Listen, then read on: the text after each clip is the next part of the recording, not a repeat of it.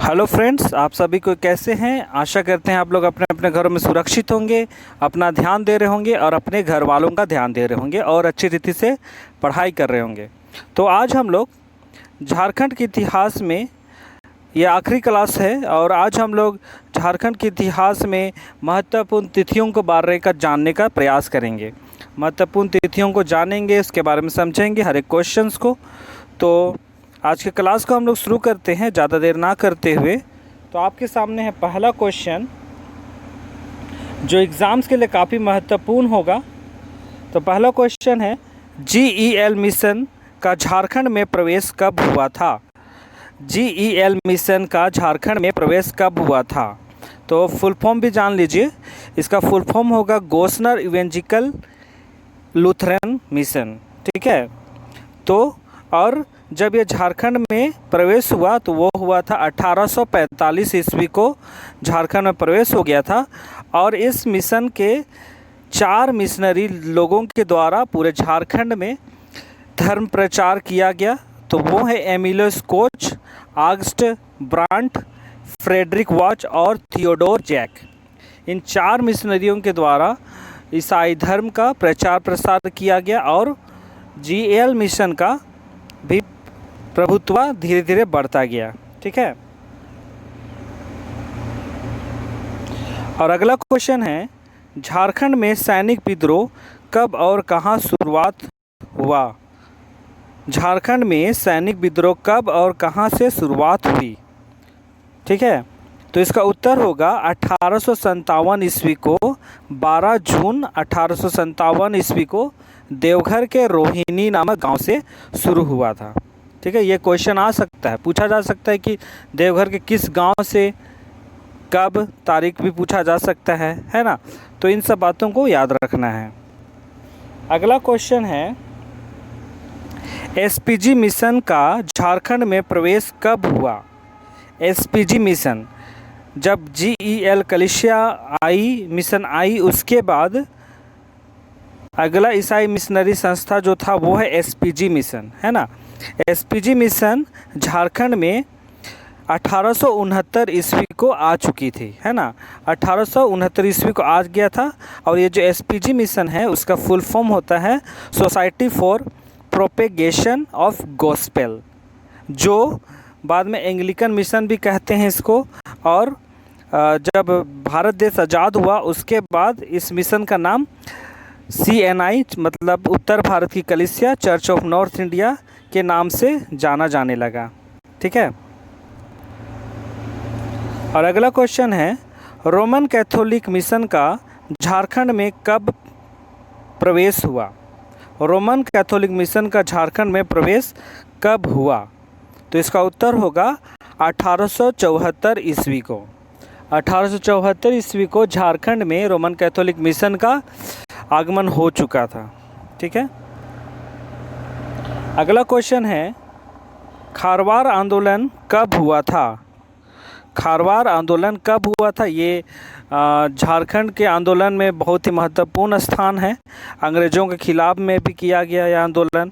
तो इसके जो लीडर थे, जो नेता थे, उनका नाम है भागीरथी, माफ़ कीजिएगा, भागीरथ मांझी।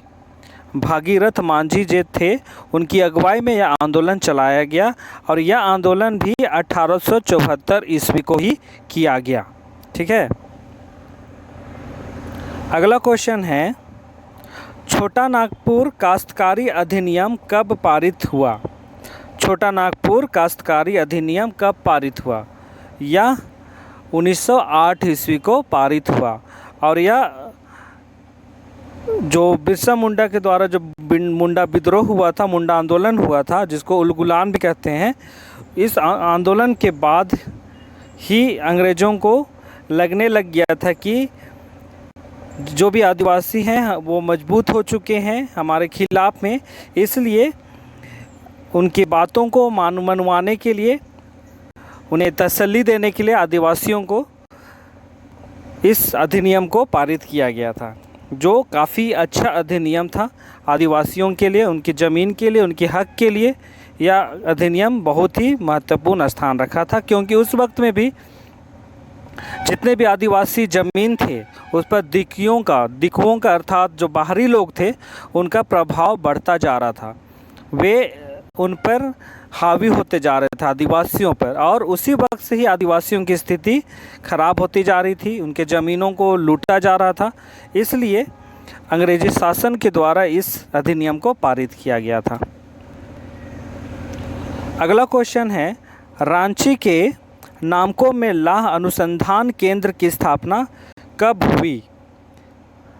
है ना, ये क्वेश्चन है, लाह अनुसंधान केंद्र की स्थापना कब हुई? तो इसका उत्तर होगा 1924 ईस्वी को।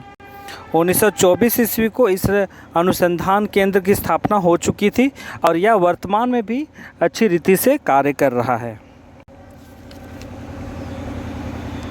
अगला क्वेश्चन है, ओल चिकी लिपि की स्थापना कब और किसने की थी?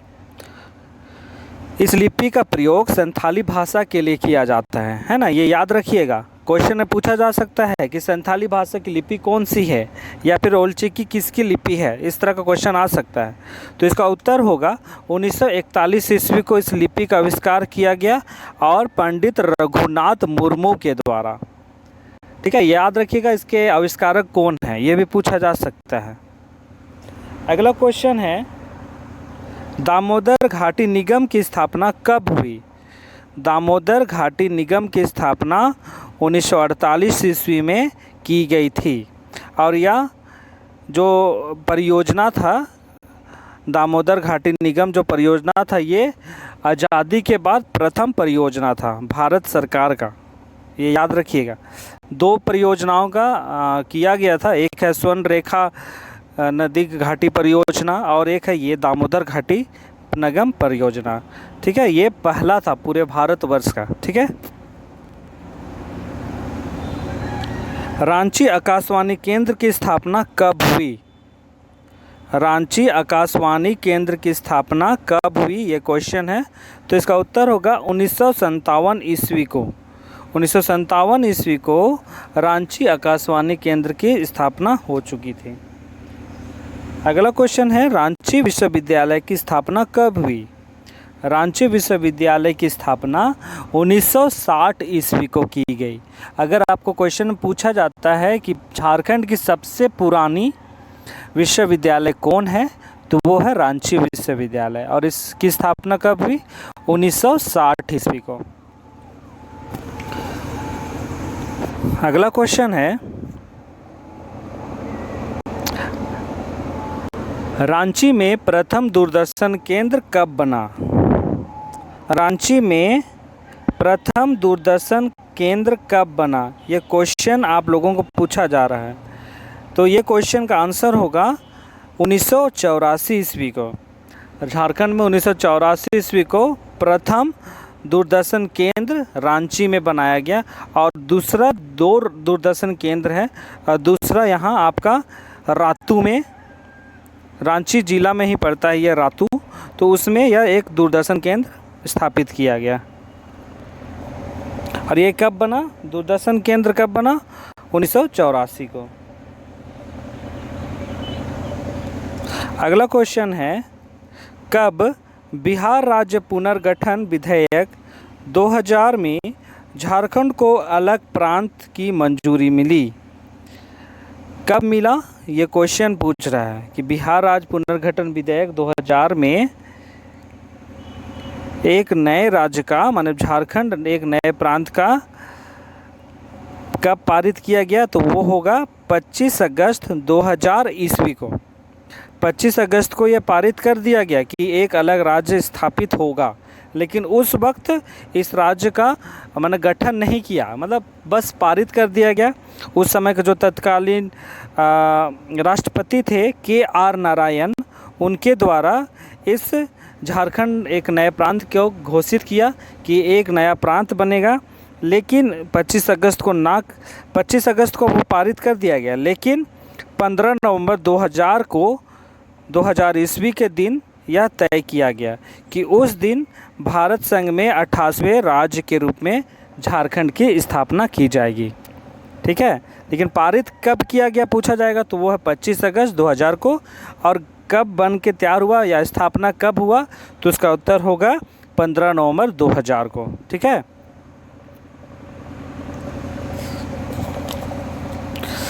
अगला क्वेश्चन है तिल का आंदोलन कब हुआ? तिल का आंदोलन कब हुआ? तो इसका उत्तर होगा तिल का आंदोलन 1784 से 85 ईस्वी को हुआ। 1784 से 85 ईस्वी। और इस आंदोलन के जो नेता थे वे हैं तिलका मांझी। ठीक है, ये याद रखिएगा, तिलका मांझी। अगला क्वेश्चन है चेरो आंदोलन कब हुआ था? ये जो चेरो आंदोलन है वो कब हुआ था? और यह आंदोलन काफ़ी लंबा चला था। तो ये आंदोलन हुआ था 1800 ईस्वी से 1818 ईस्वी तक, है ना। तो ये 2 भागों में करके हुआ था। पहला जो आंदोलन हुआ था चेरो आंदोलन, जो 1800 ईस्वी से लेकर 1802 ईस्वी तक हुआ था, जिसके नेता जो थे चेरो आंदोलन के भूषण सिंह थे। उसके बाद दूसरा हुआ था 1817 से 1818 ईस्वी, जिसमें राम बख्श सिंह व शिव प्रसाद सिंह इसके नेता थे चेरो आंदोलन के। ठीक है,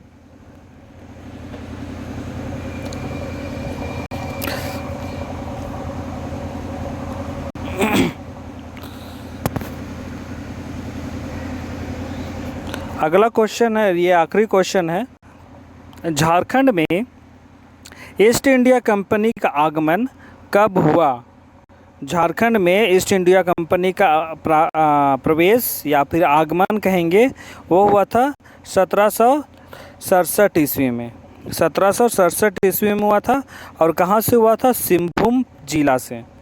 ये याद रखिएगा, क्वेश्चन में पूछा जा सकता है कि झारखंड के किस क्षेत्र से ईस्ट इंडिया कंपनी प्रवेश की थी, है ना। तो सिंहभूम जिला से हुआ था इसका प्रवेश, और 1767 ईस्वी को हुआ था।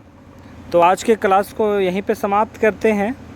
आज हम लोग झारखंड के इतिहास में कुछ महत्वपूर्ण तिथियों को जानने का प्रयास किया, उसके बारे में समझने का प्रयास किया। तो इन सब बातों को आप लोग याद रखिए और हर एक चीज़ को याद रखिए, समझिए।